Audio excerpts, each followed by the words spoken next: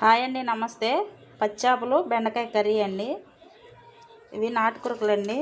ఇలా శుభ్రంగా క్లీన్ చేసేసుకున్నాను. అలాగే 1/2 కిలో బెండకాయలు పెద్ద పెద్ద ముక్కలుగా కోసుకున్నానండి. అలాగే 8 పచ్చిమిరపకాయలు తీసుకున్నానండి. ఒక పెద్ద సైజు ఉల్లిపాయ తీసుకున్నాను. ఇవి మొత్తం కలిపి పెట్టేసుకుందామండి. మీకు ఎలాగో చూపిస్తాను ఇప్పుడు. ఇలా ఒక గిన్నె తీసుకొని ఈ చేప ముక్కలన్నీ ఇందులో వేసేసుకుందామండి. ఇందులోనే కట్ చేసిన బెండకాయ, ఉల్లిపాయ, పచ్చిమిర్చి మొత్తం వేసేసుకున్నాం. బెండకాయలు కూడా వేసేసుకున్నాం కదండి. ఇందులోనే కరివేపాకు కూడా వేసేసుకున్నాం.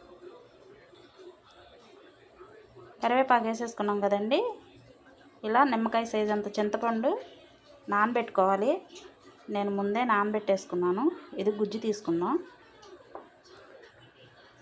అలాగే ఇందులో నేను 3 స్పూన్లు కారం వేసుకున్నానండి. అలాగే ఇందులో కొద్దిగా పసుపు వేసుకుందాం. దీంట్లోకి రాళ్ళు ఉప్పు తీసుకుంటున్నానండి. నేను కూరకు సరిపడా ఉప్పు వేసేసుకుంటున్నాను. ఇందులో నూనె కూడా పోసుకుందాం. నేను సుమారుగా కూరకు సరిపడా పోసేసుకుంటున్నానండి. మీరు కూడా చూసి వేసుకోండి. ఇది ఒకసారి కలుపుకుందామండి. చూడండి, కలిపేసుకున్నాను మొత్తం. ఇప్పుడు చింతపండు గుజ్జు తీసుకొని అందులో వేసుకుందామండి. ఇందులోనే చింతపండు గుజ్జు కూడా వేసేసుకుందామండి. చింతపండు రసం కూడా పోసుకున్నాం కదండి. ఇవి ఒకసారి కలుపుకుందాం. చూడండి, చింతపండు గుజ్జు కూడా కలిపేసేసుకున్నాను. ఇలా ఉంది కదా. ఇది బెండకాయ ముక్కలో ఇలా చింతపండు గుజ్జులో ఉడికితే చాలా బాగుంటుందండి.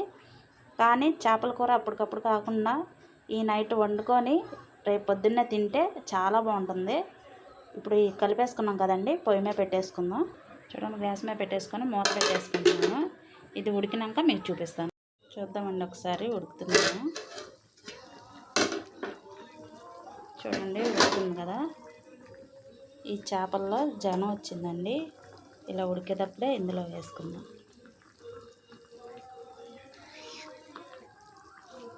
కదపకుండా ఉండాలండి.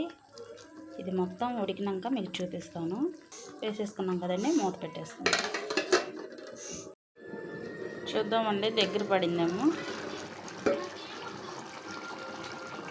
చూడండి, దగ్గర పడుతుంది. ఒక 20 నిమిషాలు ఆగితే కట్టేసుకోవచ్చు. చూడండి, దగ్గర పడిందని చూద్దాం. దగ్గర పడుతుంది కదా. ఇందులోనే కొద్దిగా కొత్తిమీర వేసుకుందాం. కొత్తిమీర వేసాను కదండి, కొంతసేపు మూత పెట్టుకుందాం. చూడండి, అయిపోయింది కదా. ఇందులోనే కొద్దిగా గరం మసాలా వేసుకుందాం.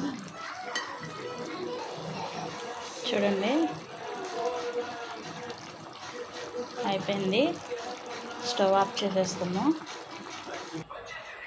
చూడండి, ఎంతో సింపుల్గా ఉండే పచ్చేపలు బెండకాయ కర్రీ రెడీ అయిపోయింది. చాలా సూపర్ టేస్ట్ ఉంటుందండి. ఈ వీడియో మీకు నచ్చితే లైక్ చేయండి, షేర్ చేయండి, కామెంట్ చేయండి ఫ్రెండ్స్. Thank you. బాయ్.